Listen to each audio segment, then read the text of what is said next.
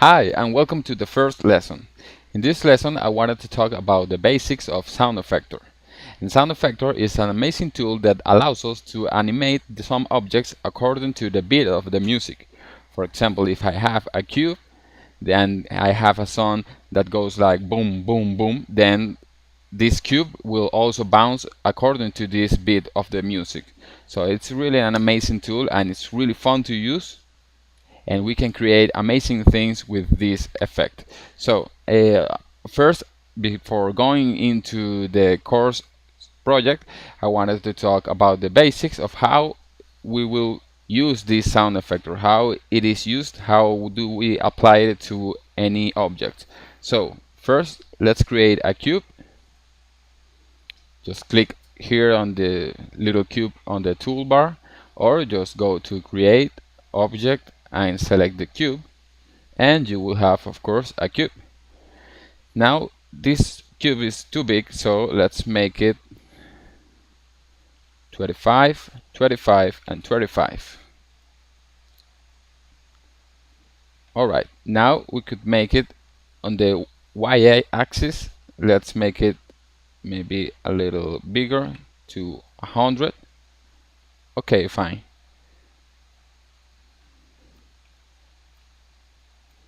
Now we have this cube, and we will create a cloner. A cloner is a great tool that allows us to duplicate an object infinitely, as many times as you want, and in any position. So go to mode graph. You can see it here besides character and motion tracker. Select cloner on the mode graph tab, select cloner. Now grab your cube object on the objects panel and drop it on the cloner. You can see this little arrow pointing down, which means that the cube, if I drop it here, will become a child of the layer of the cloner. You can see that it's a child because you can see that it has a plus sign here and the cube is going this way. So now the cube is a cloner child. Now you can see that it cloned the cube, but it cloned on the y-axis. We don't want that. We want to clone it on the x-axis so that it goes horizontally. So select your cloner and go to Object. You can see on the attributes, you can see a lot of attributes. We won't touch all of them, but we will touch a few things over here. You can select many things. For example, the mode can be radial, can be a grid array, can be the object, and in this case let's use the linear. But on this part, the position, you can see that it has 50 on the y-axis. We want 0 on the y-axis and 50 on the x-axis, so it goes horizontally. Now over here we have the count, and you can see that it shows 3, and it has 3 clones. We have the original clone and the other 2 duplicates. So if we go and select 30, you can select as many as you want, but let's just use 10 of this. Alright, now we have our clone tool with our cube. This is a really great tool, the cloner. Now let's go again to mode graph, and this time we're going to select the sound effector, which is found here on the Effector tab, and you can see the sound which has this icon right here, the sound effector. Alright, now we have the sound effector here on the objects tool. Of course, you won't see anything on the viewport because it's not an object per se, it's just an effector. Okay, now click on your cloner and go to the Effectors tab on the attributes, and make sure that you grab your sound effector and place it here on the effectors, so that the sound effector applies onto the cloner tool, the cloner object.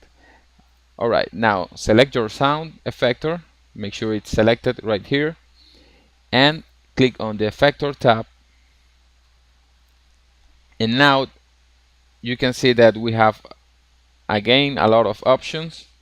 We will see them more on other lessons. Now you have this part which says sound file. You have the three dots here. Just click on them, and you can select your file, your music file. In this case, you should use a WAV because MP3 won't work. So select this, click on open. Now this will ask you to copy the document path. Say no. Alright. Now if we hit play here, we hear this song. Okay. And you can see that if we hit play, the objects will start to bounce to the beat of the music.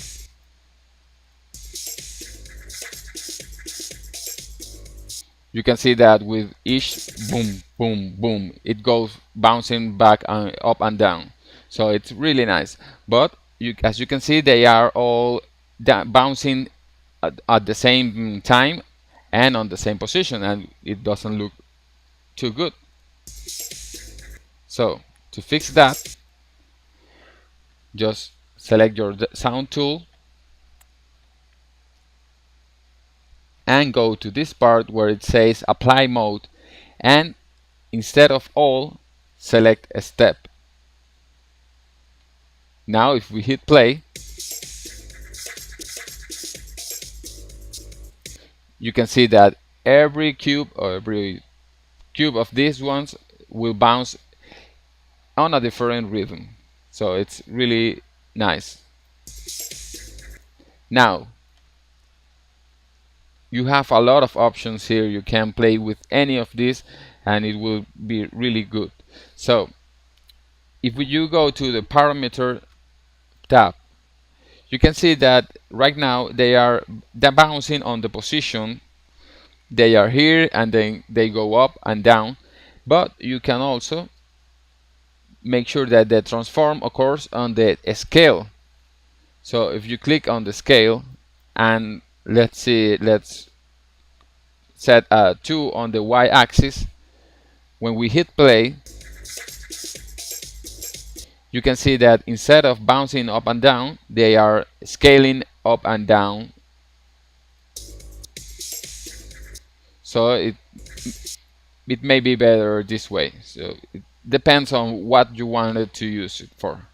So if you want to make the distortion more noticeable, you have to go to the Effector and set the minimum to a lot less, to maybe 30%, and the maximum much bigger. So when you hit play,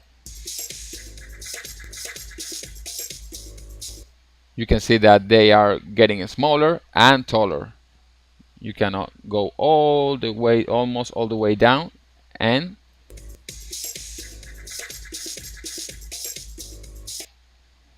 you can see that it's looking really nice. So after having this, you can of course create the materials, create the lighting, and render with this animation. So it's animating itself according to the music.